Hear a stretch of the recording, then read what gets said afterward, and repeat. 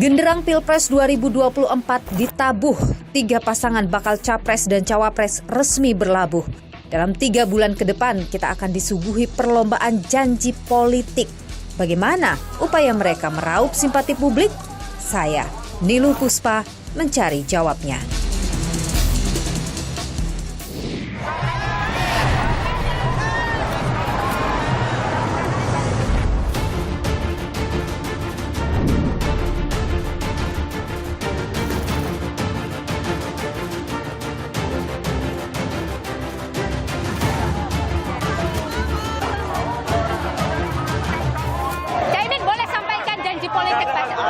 Boleh sampaikan janji politik sedikit aja. Kita akan melahirkan perubahan yang adil, demokrasi yang bersih, mandiri dalam pangan, tidak lagi bergantung impor. 75 hari waktu untuk kampanye. Pak Anies sudah menentukan strateginya seperti apa?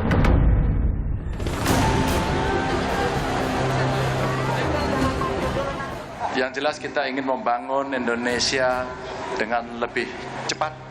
Dan tentu saja ada banyak isu, mulai dari transisi energi, hilirisasi yang mesti kita tuntaskan, ada problem politik pangan yang mesti kita pegang kedaulatannya. Pak Mahfud, Anda yakin bisa mendapatkan suara rakyat di Jawa Timur, Pak? Seluruhnya sepakat mengusung Prabowo Subianto sebagai calon presiden dan Saudara Gibran Rakabuming Raka sebagai calon wakil presiden. Orang tua itu hanya mendoakan dan merestui.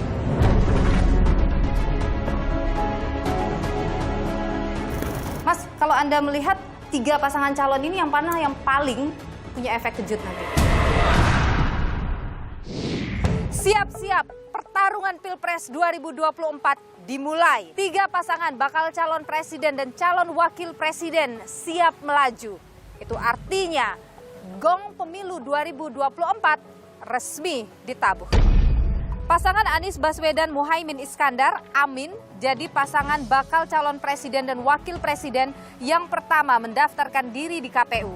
Didampingi partai pengusungnya, Nasdem, PKB, dan PKS. Pasangan ini tiba di kantor KPU pukul 9.30 waktu Indonesia Barat dan disambut oleh Ketua Komisi Pemilihan Umum Hasyim Asyari. Lantas bagaimana pasangan ini menatap masa-masa kampanye yang begitu singkat hanya 75 hari?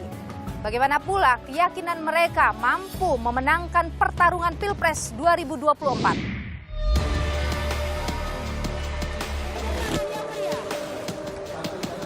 Seorang wakil presiden dengan calon presiden yang sudah dimiliki oleh koalisi perubahan yaitu Bung Anies Baswedan, Bung Muhaimin Iskandar. Yang akan mendampingi Bapak Ganjar Pranowo adalah Bapak Profesor Dr. Mahfud MD. Sepakat mengusung Prabowo Subianto sebagai calon presiden koalisi Indonesia Maju, Gibran Rakabuming Raka sebagai calon wakil presiden. Dukung semuanya untuk kebaikan negara ini.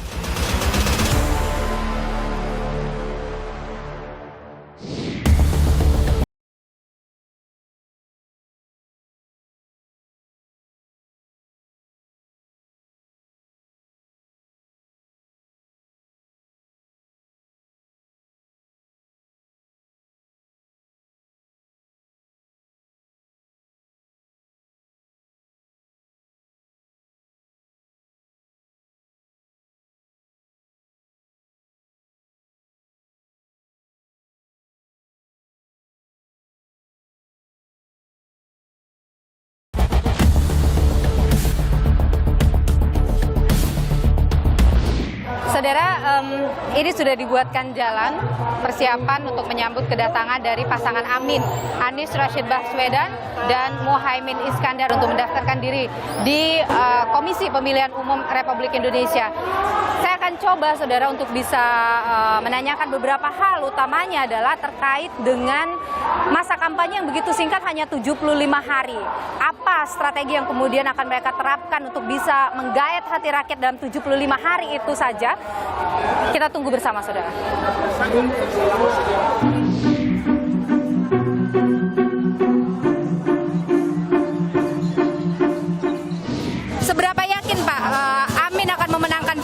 2024? Saya sangat yakin karena beliau visinya adalah dunia dan akhirat. Kemudian dia ikhlas, dia memang ingin menghadirkan apa yang dicita-citakan oleh bangsa Indonesia dalam pembukaan Undang-Undang Dasar 45, yaitu mengantarkan bangsa untuk mencerdaskan bangsa, memajukan kesejahteraan umum dan keadilan sosial bagi seluruh Indonesia. Oke. Ya. Kalau Ibu dengan Ibu siapa, Bu?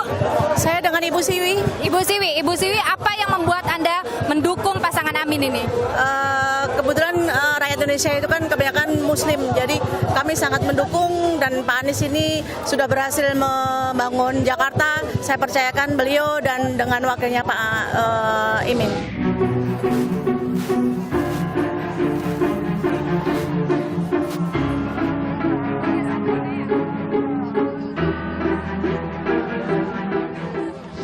Saudara, ini adalah detik-detik kedatangan dari pasangan Anies Baswedan dan Muhaimin Iskandar atau Amin.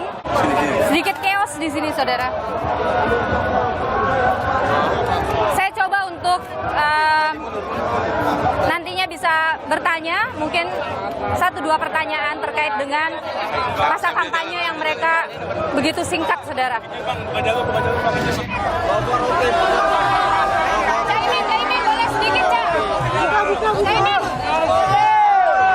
Caimin, boleh sedikit, Caimin, boleh sedikit statementnya, Pak. Statement untuk Kompas TV, Pak. Niluh Kompas TV. Terus diapain?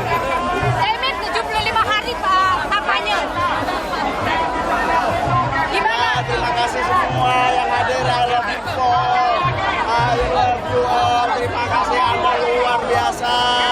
Anda luar biasa. Terima kasih. Salam perubahan, salam perubahan, salam perubahan.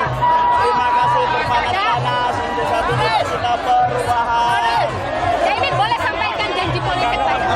Boleh sampaikan janji politik? Kameramen saya. Buat kami bertekad, insya Allah kita perubahan akan kita wujudkan. Kita akan melahirkan perubahan yang adil, perubahan lebih adil, perubahan lebih terbuka, demokrasi yang bersih, demokrasi yang bertanggung jawab. Rakyat petani dapat pupuk, kita semua mandiri dalam pangan, tidak lagi bergantung impor. Hidup kalian luar biasa, semangat perubahan Anda menjadi motivasi saya untuk membantu menolong semua.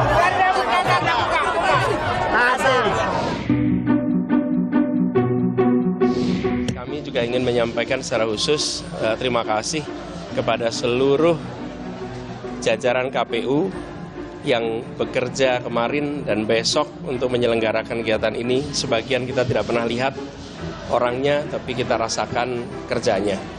Dan terima kasih kepada seluruh jajaran partai koalisi, begitu banyak yang terlibat di dalam penyiapan proses ini, khususnya dipimpin oleh para sekjen di masing-masing partai yang memungkinkan proses pendaftaran ini berjalan dengan baik. Tambahan sedikit ya, ini ada surat-surat yang kami telah buktikan bahwa seluruh kelengkapan dan syarat-syarat yang dibutuhkan telah terpenuhi semua dan sudah dinyatakan MS.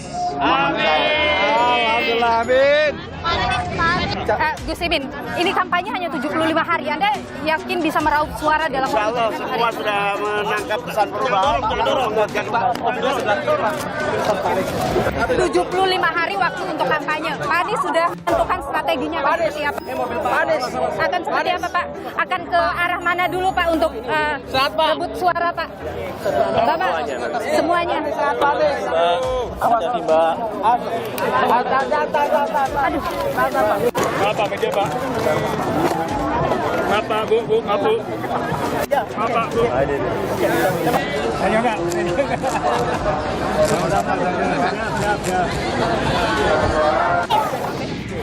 Saudara, baru saja sudah selesai proses pendaftaran yang dilakukan oleh pasangan Amin, Anies Rashid Baswedan dan Muhaimin Iskandar. Dan tadi disampaikan juga oleh pasangan Amin bahwa dari hasil menyerahkan berkas-berkas yang diverifikasi oleh KPU, mereka menyebut bahwa berkas mereka sudah memenuhi syarat. Saya tadi juga sempat menanyakan kepada pasangan ini terkait dengan optimismenya untuk meraih kemenangan. Mereka begitu optimis bahwa bisa meraih kemenangan. Sementara itu Anies Baswedan juga menyebut bahwa seluruh wilayah ini memang menjadi fokus dari mereka dalam masa kampanye yang hanya 75 hari. Mereka optimis bahwa 75 hari masa kampanye akan bisa meraup suara atau hati dari masyarakat Indonesia.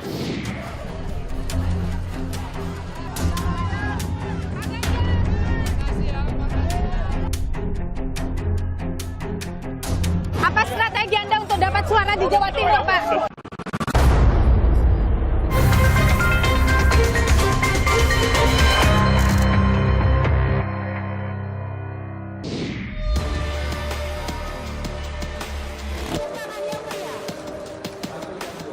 Seorang wakil presiden dengan calon presiden yang sudah dimiliki oleh koalisi perubahan yaitu Bung Anies Baswedan, Bung Muhaimin Iskandar.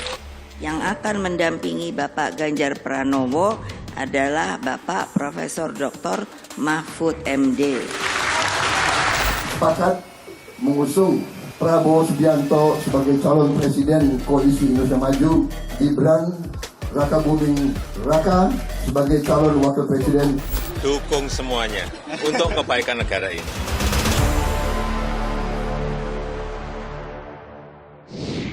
Kamis 19 Oktober 2023, pasangan bakal calon presiden yang diusung PDIP, P3, Hanura, dan Perindo, Ganjar Pranowo dan Mahfud MD juga mendaftarkan diri mereka ke Komisi Pemilihan Umum Republik Indonesia. Disambut oleh Ketua KPU Hasyim Asyari, mereka serahkan berkas untuk diverifikasi terkait persyaratan calon presiden dan calon wakil presiden pemilu 2024. Strategi pemilu yang tepat menjadi kunci untuk bisa memenangkan hati rakyat, apalagi dengan masa kampanye yang begitu singkat. Apa strategi mereka, saudara, untuk bisa memenangkan pertarungan Pilpres 2024?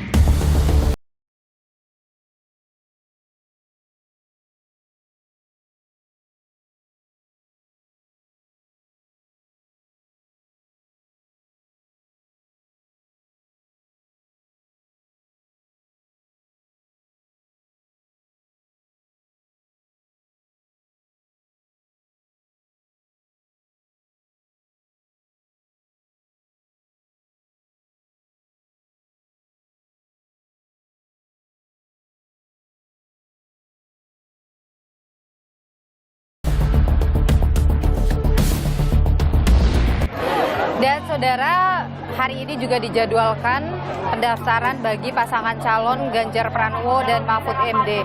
Mereka sebenarnya dijadwalkan untuk mendaftar pada pukul 11, tapi agendanya mundur. Dan Anda lihat di belakang saya, ini ramai sekali untuk pendukung dari Ganjar Pranowo dan juga Mahfud MD yang akan mendaftarkan hari ini. Tentu nanti dalam proses pendaftaran ini akan juga diperiksa berkas-berkas atau diverifikasi begitu berkas-berkas oleh KPU untuk dilihat apakah kemudian nanti memenuhi syarat sebagai bakal atau calon presiden dan wakil presiden yang bertarung dalam Pilpres 2024 nanti. Kita tunggu bersama saudara kehadiran mereka.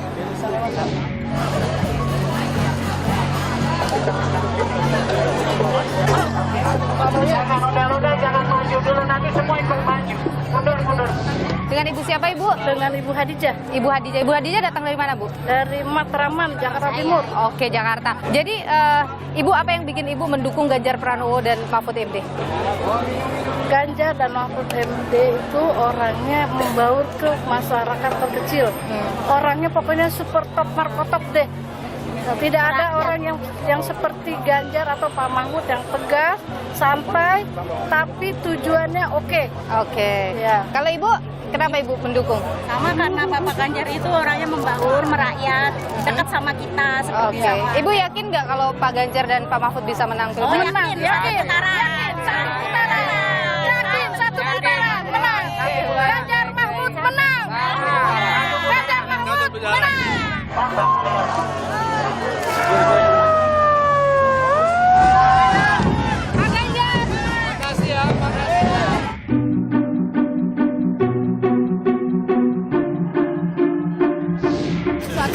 optimisme untuk memenangkan ini, Mbak? Semangat terus untuk Indonesia. Oke, baik. Dengan Kompas TV, Pak. Pak Arsyad, apa strategi memenangkan suara rakyat dalam hanya 75 hari, Pak, nanti ini? Yaitu dengan mendengarkan rakyat dan masuk ke pekerjaan apa yang rakyat mau. Oke. Dan itu yang bisa dilakukan oleh Mas Ganjar dan juga Pak Mahfud. Fokusnya di mana, Pak? Emang Jawa Timur yang akan jadi fokus utama, Pak? Semuanya menjadi fokus. Oke, dengan mengambil Pak Mahfud artinya mungkin untuk merebut suara NU, benar Pak? Kita bukan merebut, tapi dan apa yang ada mereka akan tetap. Anda optimis suara NU, Pak? Kami bersama Pak Mahfud dengan istri hadir di KPU tadi menyerahkan seluruh dokumen, visi, misi, dan seluruh persyaratan. Insya Allah sudah lengkap dan minggu besok kita akan cek kesehatan. Dari beberapa dokumen sudah kita berikan, ada visi, misi, dan program yang sudah kita uraikan. Insya Allah masyarakat akan bisa membaca dengan sangat mudah karena ada barcode-nya dan nanti semua yang membaca menggunakan barcode akan bisa melihat detail apa yang ada. Barusan diumumkan tanda berkas lengkap. Terima kasih.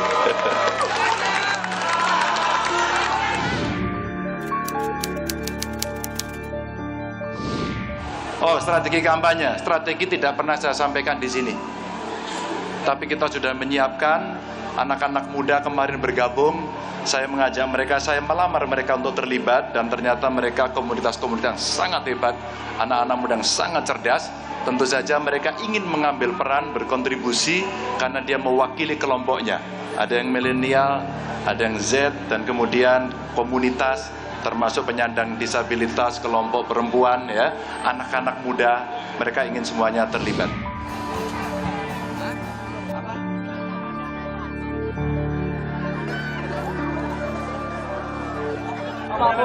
Pak Mahfud, izin dengan Kompas TV sebentar, Pak Mahfud, ya. Pak Mahfud, Anda yakin bisa mendapatkan suara rakyat di Jawa Timur, Pak? Jawa Timur. Apa strategi Pak untuk bisa mendapat? Pak Mahfud, apa strategi Anda untuk dapat suara di Jawa Timur, Pak? Sebentar aja Pak Mahfud, satu pertanyaan lagi Pak Mahfud. Apa strategi untuk dapat suara di Jawa Timur, Pak? Sering pulang kampung.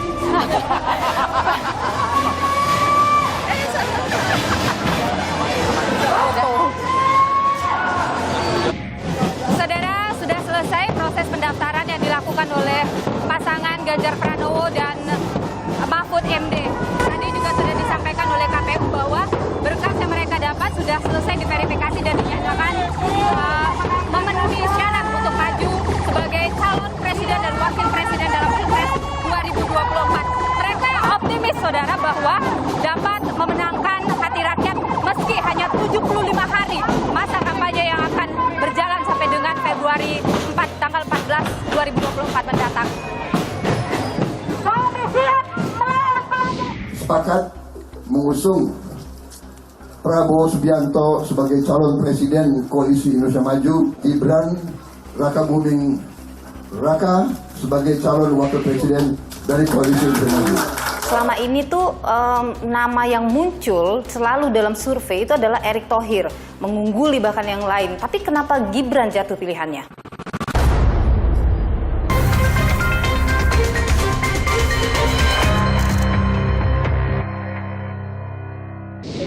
Prabowo Subianto, saudara, menjadi bakal calon presiden yang paling akhir mengumumkan cawapresnya. Koalisi gemuk Gerindra, Golkar, PAN, Demokrat, dan PBB kabarnya bersikukuh dengan pilihan cawapresnya masing-masing. Ada sejumlah nama yang disebut-sebut sebagai bakal calon wakil presiden Prabowo. Menteri BUMN Erick Thohir yang diusulkan oleh PAN, Kofifa Indar Parawansa diusulkan Demokrat, Airlangga Hartarto oleh Golkar, Yusril Issa Mahendra oleh Partai Bulan Bintang. Muncul juga, saudara, nama putra sulung Presiden Jokowi, Gibran Rakabuming Raka. Langkah Gibran melaju di bursa Pilpres 2024 bak mendapat karpet merah pasca Mahkamah Konstitusi memutuskan mereka yang pernah atau sedang menjabat sebagai kepala daerah yang dipilih langsung rakyat bisa maju dalam bursa Pilpres meski berusia di bawah 40 tahun. Dinamika politik di internal Koalisi Indonesia Maju pun pelik penuh intrik. Kabarnya ada dissenting opinion atau perbedaan pendapat di antara partai koalisi soal pendamping Prabowo. Menjadi riuh kala esoknya Sabtu 21 Oktober Partai Golkar menggelar Rapimnas. Hasilnya mengusulkan nama Gibran Rakabuming Raka sebagai bakal calon wakil Prabowo Subianto. Makin riuh saudara, tatkala Gibran gerak cepat lakukan kunjungan ke ketua-ketua Partai Koalisi Indonesia Maju lainnya demi meminta restu. Dimulai dari Ketua Umum Partai Amanat Nasional Zulkifli Hasan. Lalu bertemu Ketua Partai Bulan Bintang Yusril Issa Mahendra. Esoknya, Minggu 22 Oktober pagi, Gibran lanjutkan safarinya dengan bertemu Ketua Umum Partai Demokrat Agus Harimurti Yudhoyono. Pertemuan tertutup itu berlangsung selama 1 jam. Mereka enggan bocorkan hasil pertemuan.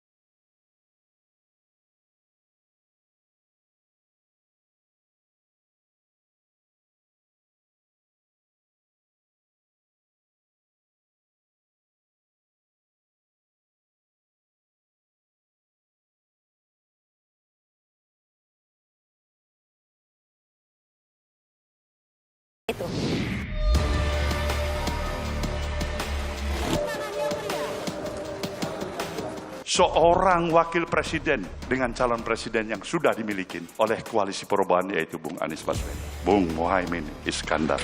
Yang akan mendampingi Bapak Ganjar Pranowo adalah Bapak Profesor Dr. Mahfud MD.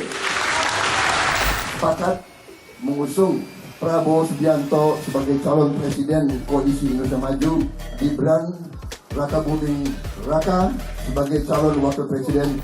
Dukung semuanya untuk kebaikan negara ini.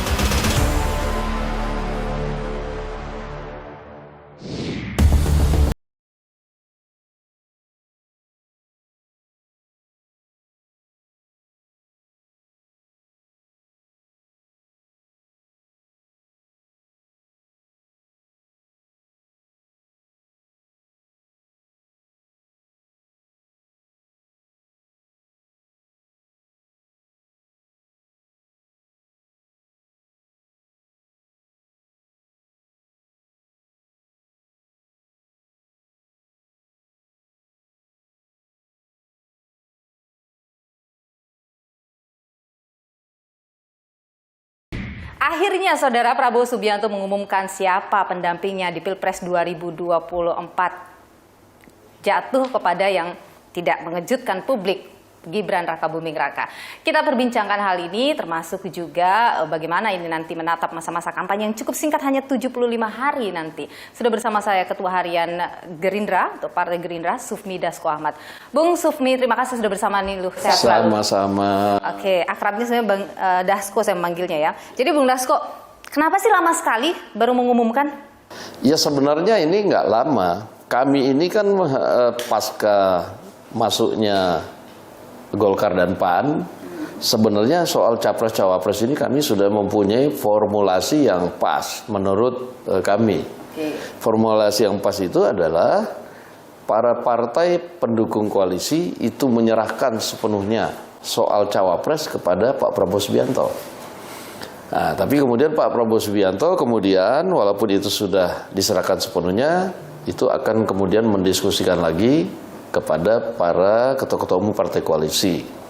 Nah, pada tanggal 13 Oktober 2023 yang lalu bertempat di kediaman Pak Prabowo di Kartanegara, itu sudah dilakukan pertemuan ketua-ketua umum partai koalisi, di mana kemudian ketua-ketua umum sudah menyampaikan nama-nama yang kemudian akan menjadi calon pendampingnya Pak Prabowo. Oke, itu nama-nama berbeda semua? Nama-nama itu sudah kemudian dimasukkan dalam amplop tertutup.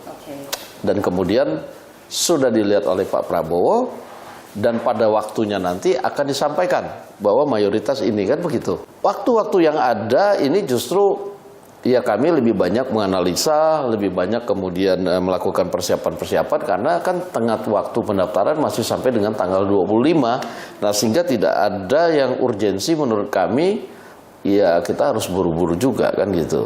Selama ini tuh nama yang muncul selalu dalam survei itu adalah Erick Thohir, mengungguli bahkan yang lain. Tapi kenapa Gibran jatuh pilihannya? Selain parameter itu, kami juga ada beberapa parameter yang kemudian menjadi patokan dalam memilih pendamping Pak Prabowo. Oke, ada pendapat yang kemudian muncul di masyarakat bahwa ini karena ada faktor Pak Jokowinya. Benarkah itu? Ya, itu kan adalah salah satu faktor, di samping ada faktor-faktor lain lah menurut kita. Bahwa kemudian kita juga tahu bahwa kemudian kalau ada Pak Jokowi, sekian persen kita elektoralnya dapat gitu loh. Nah, tapi kan di samping itu juga kemarin-kemarin kan kita juga belum yakin kan apakah sementara kita masukkan nama Mas Gibrannya mau, kan itu juga belum. Lama tidak sih lobby-lobby Mas Gibran? Mau tahu aja. Cukup lama? Saya atau sebentar aja gini, udah mau? saya nggak mau buka itu di sini karena ini kan ya udah selesai lah kan itulah. Ini biarnya di bagian dari sejarah. Suatu saat. Karena kabarnya Bung Dasko yang sampai pergi ke Solo ketemu, benar ya itu? Ah, itu kan berita aja kan. Tapi begini, kalau kita melihat Gibran ya Bung Dasko ya, setelah muncul putusan MK, sentimen negatif itu besar sekali muncul. Apakah tidak khawatir Koalisi Indonesia Maju mempertaruhkan, ini sudah yang keempat kali Pak Prabowo maju? Jadi begini, kami juga punya big data, kami juga punya data analitik, kemudian kami juga tahu sentimen negatif itu misalnya di media sosial, itu tuh kan berasal dari mana? Itu ciptaan seseorang? Ya, saya nggak bilang begitu, tapi ya tentunya itu kemudian menjadi juga salah satu pertimbangan, bukan kita mengabaikan, bahwa kita kemudian menghitung benar yang sentimen negatifnya yang benar itu berapa. Jadi optimis sekali di sini ya? Iya, kalau sudah mengambil langkah harus optimis kan gitu.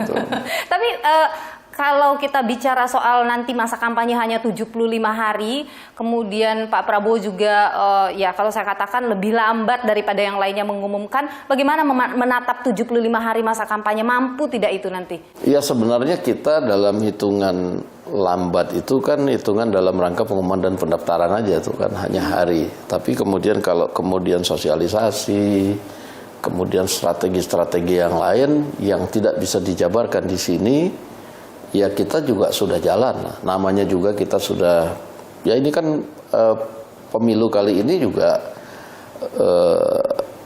sangat lebih awal mulainya kan begitu. Nah, sehingga dari 2 tahun yang lalu mungkin ya kita juga sudah karena amanat Rapimnas Gerindra itu Pak Prabowo diminta untuk mencalon, sehingga setelah Rapimnas itu persiapan-persiapan tentunya kami jalankan.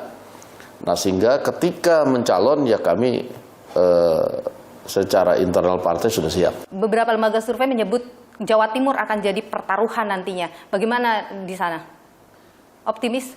Iya, kita pokoknya akan terus kerja keras di daerah Pulau Jawa dan di luar Jawa. Oke. Baik. Terima kasih Bung Sufmi Dasko Ahmad, Ketua Harian Partai Gerindra sudah berbagi pandangan di Niluh. Sehat selalu Bung Dasko. Mas, kalau kita bicara 2 pasangan kandidat Anies Baswedan, Muhaimin Iskandar, Ganjar Pranowo, dan Mahfud MD, kita sudah bisa mengatakan mereka ini berebut suara NU nih, melihat Mahfud dan Muhaimin. Tapi kemudian ada Prabowo Gibran. Bagaimana Anda melihat kansnya untuk merebut suara NU?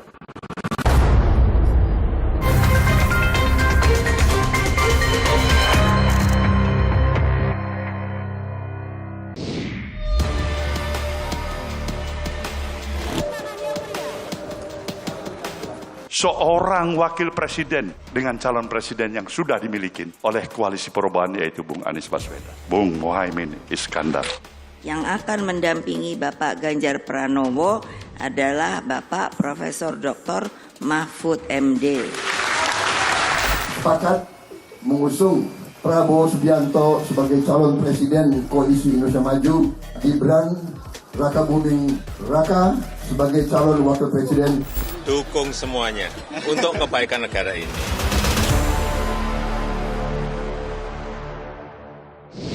Anda sudah harus bersiap menentukan pilihan di Pilpres 2024. Tapi pertanyaan paling penting, bagaimana sebenarnya peta politik saat ini setelah 3 pasang sudah memastikan diri akan melaju dalam bursa Pilpres 2024. Kita perbincangkan hal ini, saudara. Bersama saya sudah hadir peneliti Litbang Kompas, ada Mas Yohan Wahyu. Mas Yohan, terima kasih sudah bersama Nilu. Sama-sama. Kita mulai dulu dari calon yang paling terakhir mengumumkan cawapresnya, Prabowo Subianto.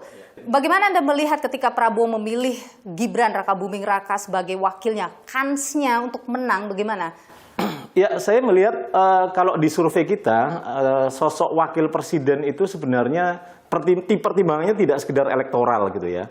Beda dengan capres. Oke. Jadi misalnya pilihan terhadap Pak Anies terhadap Pak Muhaimin misalnya. Kita tahu di survei Pak Muhaimin kan relatif rendah elektoralnya. Tapi mungkin dia menyimpan daya elektoral dengan basis PKB, infrastruktur partai, kemudian dekat dengan NU misalnya. Hal yang sama dengan Pak Mahfud ya, yang secara elektoral juga relatif tidak begitu tinggi gitu ya, 5% ke bawah lah. Tapi kan mungkin Pak Mahfud dinilai punya daya elektoral yang lain gitu ya. Nah, kalau itu kan oke, mereka punya basis kedekatan dengan NU dengan suara yang besar. Tapi kalau misalnya Gibran Rakabuming Raka? Iya, Gibran mungkin tidak punya tingkat elektoral di survei kita, tapi dia mungkin ada semacam pertimbangan-pertimbangan komposisi konfigurasi politik dengan representasi dukungan Pak Jokowi di koalisi tersebut. Memang gitu ya. sebesar itu Jokowi efek ini bisa memberikan kontribusi suara? Kalau di survei Kompas ini kan sekitar 16-20% ya. Artinya memang kalau dikatakan ini tinggi juga tidak tinggi banget karena hampir sebagian besar yang lain itu tidak memberikan tidak mengikuti sebenarnya, mengaku tidak akan mengikuti siapapun pilihan Pak Jokowi. Hanya 16-20% saja yang mengaku akan mengikuti siapapun pilihan Pak Jokowi. Apapun itu. Tapi boleh juga Presiden ini kemudian menopang langkah-langkah politiknya ini kan dari approval rating yang relatif tinggi ya terhadap kinerja kepemerintahannya. Ya, di Kompas sekitar 77% gitu ya.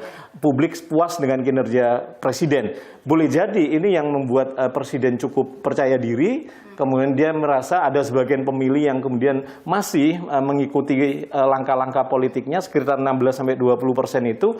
Dan kita tahu Pak Prabowo, Pak Ganjar yang terutama Pak Prabowo seringkali kemudian langkah-langkah politiknya sering mengasosiasikan diri sebagai sosok bakal calon presiden yang kemudian diusung atau didukung oleh Pak Jokowi. Dekat dengan Pak Jokowi. Tapi ketika ada putusan MK itu kan menuai reaksi yang negatif dari masyarakat. Apakah itu kemudian mampu tetap menahan suara atau sumbangan elektoral dari Pak Jokowi? Nah, itu reaksi negatif itu saya yakin akan menjadi kalkulasi tersendiri bagi Pak Prabowo. Tapi dengan di belakang Gibran itu Pak Jokowi, dengan representasi Pak Jokowi gitu ya, itu kemudian dia akan menambah dukungan gitu ya, perluasan dukungan yang selama ini dia hanya bertumbuh ada pemilih loyalnya, ini akan ketambahan pemilih dari pemilih-pemilih yang loyal ke Pak Jokowi. Mas, kalau kita bicara dua pasangan kandidat Anies Baswedan, Muhaimin Iskandar, Ganjar Pranowo, dan Mahfud MD, kita sudah bisa mengatakan mereka ini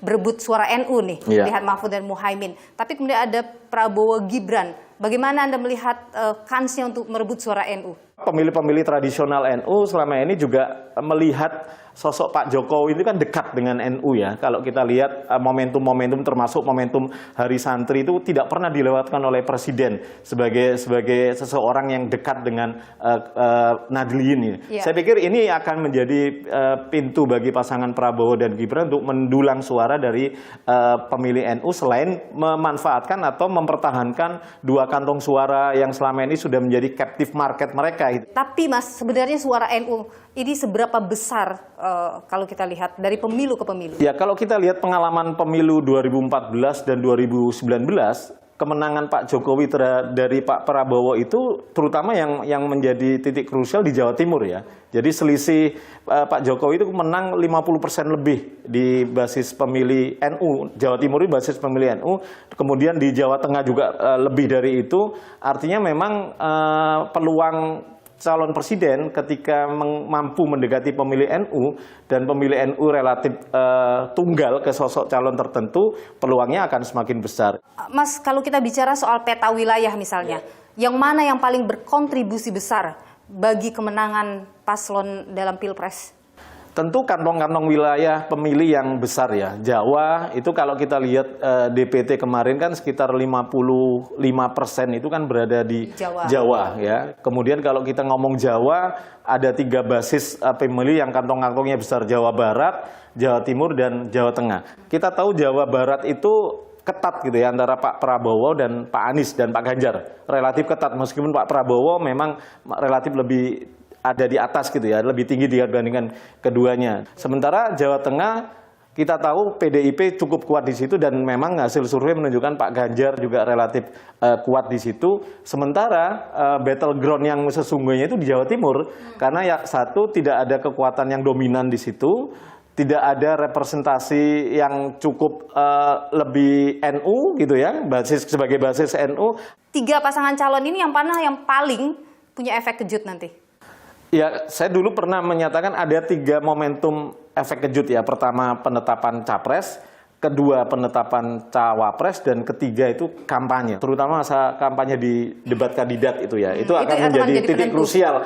Orang swing voter itu akan menentukan dia akan lebih yakin ke pasangan capres yang mana gitu ya. Ini kan menjawab kebutuhan mereka dan memang sebagian mereka ini ada kelas menengah atas gitu ya. Oke, baik. Terima kasih Mas Yohan Wahyu, peneliti Litbang Kompas atas pandangan Anda di Niluh. Sehat selalu Mas. Terima kasih. Putusan Mahkamah Konstitusi terkait dengan syarat calon presiden dan calon wakil presiden jadi perbincangan panas di masyarakat. MK dianggap kehilangan marwahnya sebagai penjaga konstitusi negara. Benarkah? Bagaimana pula dampak dari putusan Mahkamah Konstitusi ini terhadap peta perpolitikan tanah air?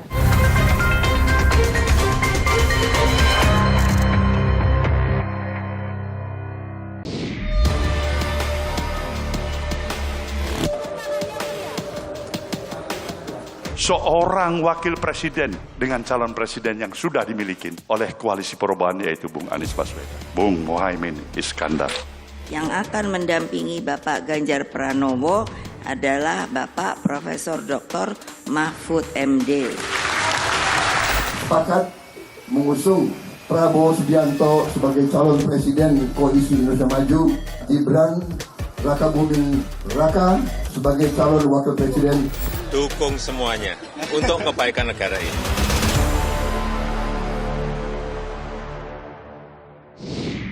Mengabulkan permohonan pemohon untuk sebagian berusia paling rendah 40 tahun atau pernah sedang menduduki jabatan yang dipilih melalui pemilihan umum termasuk pemilihan kepala daerah. Putusan Mahkamah Konstitusi yang dibacakan Hakim Anwar Usman, ipar Presiden Joko Widodo pekan lalu, masih timbulkan polemik. Putusan yang mengabulkan gugatan syarat pernah jadi kepala daerah dapat maju capres atau cawapres meski belum berusia 40 tahun, dianggap syarat kepentingan politik dan mencederai konstitusi. Sejumlah pakar menilai belum semua majelis hakim sepemikiran dalam mempertimbangkan keputusan. Putusan ini menyisakan problem. Faktanya hanya 3 yang mendukung dari hakim. 2 hakim yang lain, Eni Nurbaningsih dan Daniel Yusmik, itu kan menyatakan standarnya adalah gubernur. Berarti kan dia tidak sepakat kalau bupati wali kota bisa menjadi calon presiden, wakil presiden. 4 yang lain bahkan menyatakan menolak. Jadi sejatinya dalam putusan 90 ini tidak bulat juga atau tidak tercapai mufakat soal bahwa wali kota, bupati itu bisa maju. Tak hanya itu, putusan ini juga dianggap membuka peluang bagi wali kota Solo Gibran Rakabuming Raka, putra sulung Presiden Joko Widodo, sekaligus keponakan dari Hakim MK, bertarung di Pilpres 2024. Di putusan 3 awal, Ketua Mahkamah Konstitusi tidak ikut memutus, hanya 8 orang hakim dengan alasan konflik kepentingan. Anehnya di putusan 90, Ketua ikut memutuskan. Dia lupa soal konflik kepentingan, padahal pemohon dengan terang-menerang menyebutkan bahwa permohonan ini dia ajukan karena dia adalah fans berat dari Mas Gibran. Bagi saya, aneh kalau Ketua MK tetap memaksakan. Polemik makin meluas tatkala Wakil Ketua Mahkamah Konstitusi Saldi Isra dilaporkan ke Majelis Kehormatan Mahkamah Konstitusi oleh advokat Lisa Nusantara. Lisa Nusantara menganggap perbedaan pendapat atau dissenting opinion Saldi Isra terhadap putusan MK nomor 90 terkait batas usia Capres-Cawapres menyinggung hakim lain. Baru kali ini saya mengalami peristiwa aneh yang luar biasa dan dapat dikatakan jauh dari batas penalaran yang wajar. Mahkamah berubah pendirian dan sikapnya hanya dalam sekelebat. Apakah Mahkamah pernah berubah pendirian? Pernah, tetapi tidak pernah terjadi secepat ini, di mana perubahan terjadi dalam hitungan hari. Pemohon uji materi batas usia Capres-Cawapres adalah mahasiswa Fakultas Hukum Universitas Negeri Surakarta, Almas Sakibiru. Almas belakangan diketahui merupakan putra dari Boyamin Saiman, Koordinator Masyarakat Anti Korupsi Indonesia. Dalam isi tuntutannya, Almas sempat menyinggung Gibran sebagai sosok inspiratif.